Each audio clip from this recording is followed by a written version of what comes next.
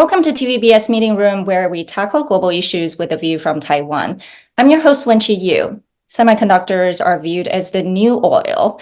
Taiwan's leadership position in the semiconductor sector raises questions given its security vulnerability and its relationship with China. The U.S. CHIPS and Science Act, passed in 2022, is the first of its kind in recent years, where the U.S. government aims to strengthen the U.S. industrial capabilities on the grounds of national and economic security. Now, today's guest is John Neuffer, CEO of the Semiconductor Industry Association, SIA. SIA advances policies to help U.S. semiconductor companies in design, manufacturing, and research. Welcome, John. Great to be here. Pleasure. Well, SIA has been around since 1977. The competition for semiconductor leadership started way back in the 50s, according to Chris Miller's book, The Chip War. So why is chip manufacturing so important to the United States, and how did the U.S. lose the edge in the last few decades? Okay, well, we've all come to know that semiconductors are powering our lives now. They keep us safe in automobiles. They keep pacemakers going. They keep the lights on in our house, in our homes. They keep us connected socially. They keep our defense systems up and running. In fact, just about everything with an electric current flowing through it now has semiconductors involved. This all came into bold relief during the pandemic and the chip shortages that ensued. So it should come as no surprise that everyone around the world started to focus on where these incredibly significant chips are made. In the US, we woke up to the reality that while we produced 37% of the world's chips in 1990, that's down to about 10% now. So yes, we did lose our edge when it comes to our share of global manufacturing of chips. And the CHIPS Act, and we could talk about this a little bit more later, is intended to fix that. To level the playing field, the U.S. government is now doing what other governments have been doing for decades to attract chip manufacturing to their shores, and that is providing significant incentives in the form of grants and tax breaks. But it's important to remember, it's important to remember the U.S. has never lost its edge in semiconductor R&D and design, and the manufacturing of the sophisticated tools that makes chips. And also U.S.-based companies still command roughly half of the global semiconductor market share. So I should also add that the CHIPS Act is working, and as we see TSMC and many other global and U.S. companies moving to build fabs in the U.S. Yeah, I think the importance of chips is of no question, especially I would say more recently, in addition to manufacturing, obviously, the global supply chain, etc., is that the more recent development of advanced technologies, especially AI, it requires a lot more advanced design and manufacturing. So we see that many AI companies are now starting to think about producing their own chips on the US soil. So there seems to be a new wave of demand for advanced chips, both out of the national security concerns as well as the demand just to power advanced technology. So do you think this surge of demand is more sustainable for the longer term, or just another cycle that ebbs and flows? Because we've seen this demand of chips sort of up and down. Yeah, great question. Thank you. So our industry has been notoriously cyclical throughout the years. So that's just always going to be that we're going to have ups and downs into the future. But the long-term trajectory of the industry is very positive due to ever-increasing prevalence of chips in everyday products, and the role chips are giving rise to new transformative technologies. And one thing important about the AI chips in particular, they're incredibly powerful in and of themselves, but the AI chips also are surrounded in products by all sorts of other chip technologies like memory and analog. So AI chips, demand for AI chips is growing, and so is all these other chips that are around those AI chips that make them work. But in terms of the emerging technologies that are going to power chip demand going forward, it's not just AI. It's also IoT. It's 6G. It's autonomous driving.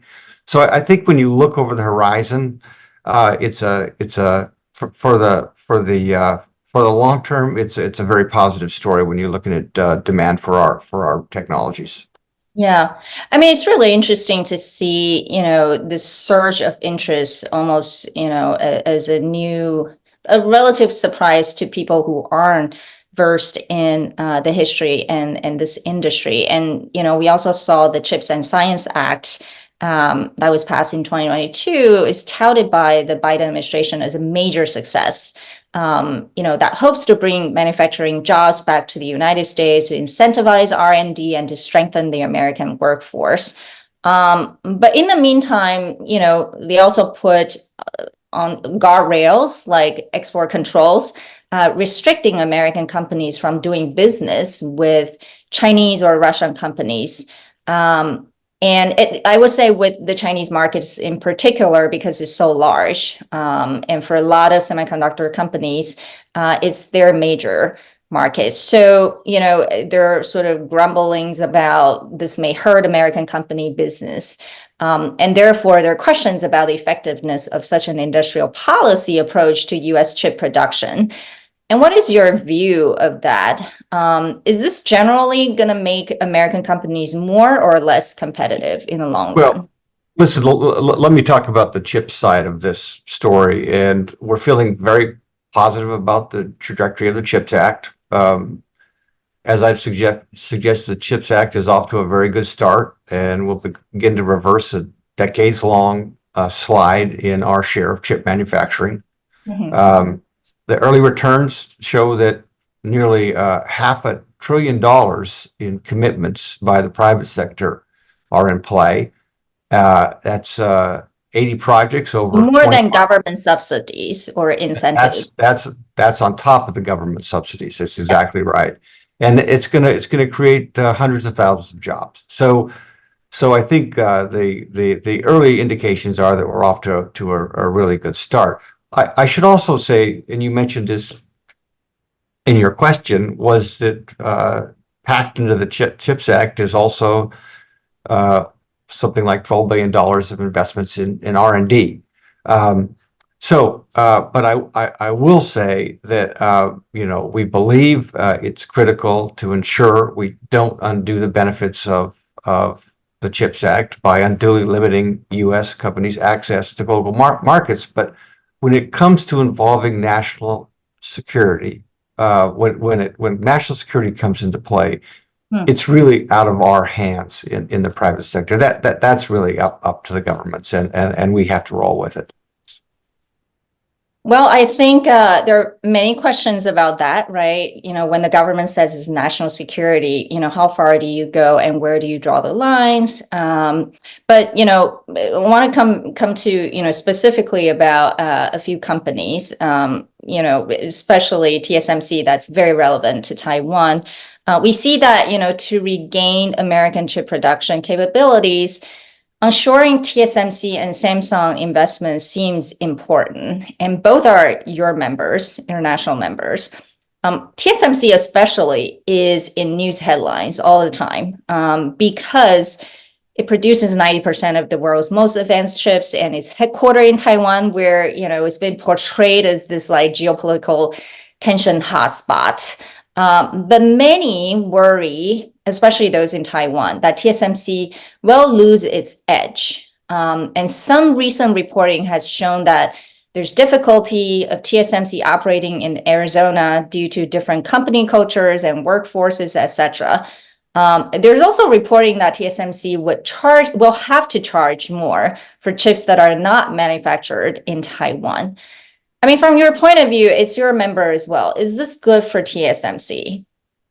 So just first of all, we represent the whole industry, so don't comment on pricing strategies, things like that for individual companies. I think you'd understand that. But I'll also say we're encouraged by TSMC's and Samsung's decisions to make significant investments in the U.S. We're very happy about that. We, as the CHIPS Act was coming together, we made a point of ensuring that the CHIPS Act benefits would fall to not just U.S. companies, but the foreign players as well. Foreign players are incredibly innovative, and they should be a big part of our ecosystem here in the U.S. I can also say that by some estimates, our $530 billion industry today is projected to grow to $1 trillion by 2030. That's because chips are becoming so ubiquitous. The point here is that the pie is getting bigger in our industry. So the pieces of the pie are also getting significantly bigger, which means there'll be more for the US, more for Taiwan to go around. So I think we all stand to gain by this. Yeah, so instead of looking at shrinking the pie, you're basically saying the pie is going to be much bigger. So for TSMC or other companies to diversify their investment is also good for the long run. Yeah, and I'll just add that coming out of the pandemic, I think one of the kind of singular lessons for all of us was that diversification of supply chains is absolutely essential, whether you're based in Taiwan or you're based in the US. Yeah, it's a risk management, basically. Exactly. And we see that the US has been, exerting pressure on other countries too, right? Japan, South Korea, and Netherlands to actually adopt export controls to China and Russia. And we've seen companies kind of complaining about this openly and say these restrictions will only help China accelerate its own domestic semiconductor capabilities. For example, when Huawei, if you remember a couple months ago, the latest phone at that time uses an advanced chip produced by SMIC, which is a Chinese semiconductor manufacturing company, kind of took the world by surprise.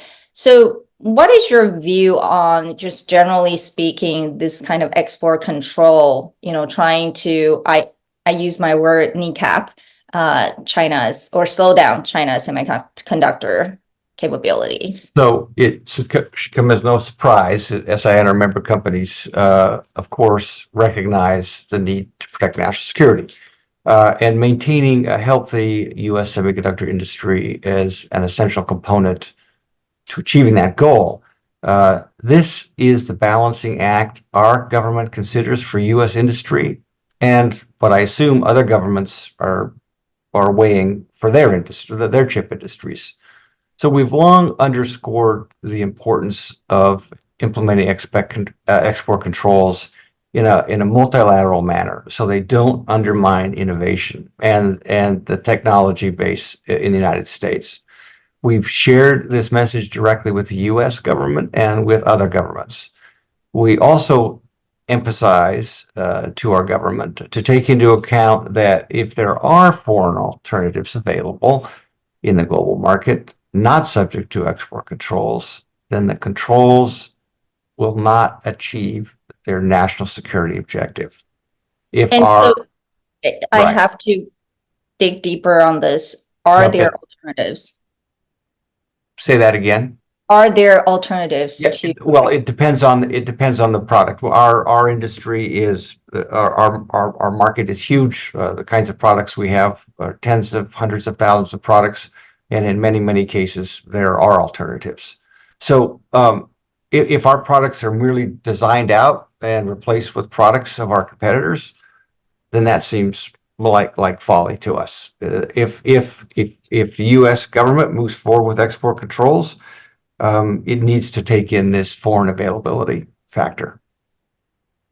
Well, the big enforcer of the CHIPS Act and advocate, for the U.S. government has been the U.S. Secretary of Commerce, Gina Raimondo, and she a few days ago said the export controls have been effective. And she said it in the context of the war between Russia and Ukraine. She said, quote unquote, it's absolutely the case that our export controls have hurt their ability to conduct the war, made it harder. She also said China's chips are still years behind the US. So it sounds like the Biden administration's policies have been a success just overall. The famed author Chris Miller, who was on our program as well, also proclaimed that this has been a huge success. Would you say you agree with this assessment? Well, I am not a national security expert, and I will leave it up to them to make that assessment, the experts in the think tank world and in government. But I will say the critical thing that happened in the U.S. was a pivot towards not just looking at kind of the defensive strategies like export controls, but doubling down on an affirmative agenda and doing things to help our industry pedal faster. And that manifested in this historic CHIPS Act, which has tens of billions in grants and tax incentives to build on U.S. shores. And there's major investments in R&D for our sector. So this has been absolutely critical for going forward in terms of policy. It's been a very helpful development for us that we have a strong affirmative agenda here in the U.S. Mm-hmm. Well, since you work with so many AI chips related companies, I'm just curious, for companies like NVIDIA, AMD, etc., I assume they all welcome CHIPS Act, but in private, to the extent that you can share, what would they like to see more done at the policy level? Great question, and I assume this is not in private, but I will give you a public answer, which syncs up with my private answer, which is, listen, the CHIPS Act did a lot to advance the manufacturing here in the U.S. But a big part of our industry and a part of our industry we've dominated in the U.S. is design. And we also think that there should be a focus on ensuring that R&D, chip R&D, stays here strong in the U.S. and we don't kind of get behind the eight ball like we did with manufacturing, stay in front of the problem and incentivize our R&D development here in the U.S. Well, we've talked a lot about American semiconductor industry. I mean, since you represent SIA, which is, the mission is really for US industry. While the US kind of ensures, all these capabilities, a good thing for the US, but we also see that it's encouraging friendshoring in countries like India, Vietnam, Malaysia, and other countries to diversify the supply chain. And what does this all mean to the future of the global semiconductor industry? And the reason why I ask is because, Morris Chang, the founder of TSMC, famously said the globalization is dead. It may be a bit dramatic, but, what does this mean for the future of semiconductor industry? Well, you throw a lot out there. First of all, while U.S. industry priorities are a big priority for SIA, we also have lots of global companies, and they're a priority for us as well. We are a global industry, and that's reflected in our membership. But good question. Just curious, are there any equivalent in other countries? This industry association? There are. There's an SIA in Taiwan. There's an SIA in Korea, in Japan, in Europe, and in China. And we actually get together on a fairly regular basis and in a forum called the World Semiconductor Council. But I diverge. So, but the reality is. The CHIPS Act is incentivizing, it's fixing a problem in the U.S., which is our manufacturing has slipped overseas over the decades.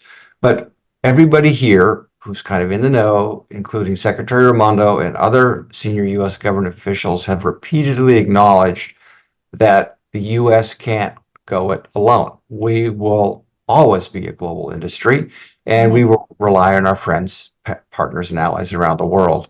So the CHIPS Act is one side of the coin, which is incentivizing manufacturing here in the U.S. The other side of the coin is helping our friends and partners have stronger, more resilient supply chains, because that's very important for us here in the U.S. So we've done a lot of work around the world as an industry and as an association to try to help these countries strengthen their supply chain. So that should really come as no surprise. And the idea that globalization is dead, I wouldn't totally agree with that. I think certainly some of the thinking around global trade is certainly being challenged, and the thinking around globalization is being challenged. But for our industry, we're just so embedded in the global supply chains that I just don't see that coming apart in a significant way. Our industry is wildly successful for two reasons. One is we invest in the U.S. about 20% of our sales back into R&D. We're incredibly R&D intensive. But the other thing is we've been able to build these supply chains around the world, and they've helped us become incredibly efficient and incredibly innovative. And if either of those components, our ability to invest in R&D, which is driven by our sales, or if our ability to tap into the global supply chains were somehow diminished, our strength and our competitiveness as an industry would be seriously challenged. So it sounds like it's really not just about rebuilding U.S. semiconductor industry, but it sounds more to me is a rejiggering sort of the global supply chain, because in the past, the world as one, the U.S. is much more dependent, or doesn't raise question about, being very dependent on China. But these days, obviously, out of national security concerns, the U.S. still wants to have a global supply chain, but perhaps, in the lands of, countries where probably the U.S. trusts more. Is that a better explanation? Coming off the pandemic, we all saw very clearly that 75% of all chips are manufactured in East Asia. And that's just probably an overconcentration of manufacturing. So our thinking, the U.S. government's thinking is, well, we just need to have some more manufacturing here. Not all of it, but we need to balance things out and rebalance the supply chains to mitigate risk. You're never going to eliminate risk. That's not how this works, but you can reduce risk. And so there just needs to be rebalancing, kind of a spreading the peanut butter out more broadly, so that we're all safer against future global disruptions like pandemics, material shortages, geopolitical conflicts, and natural disasters. Yeah.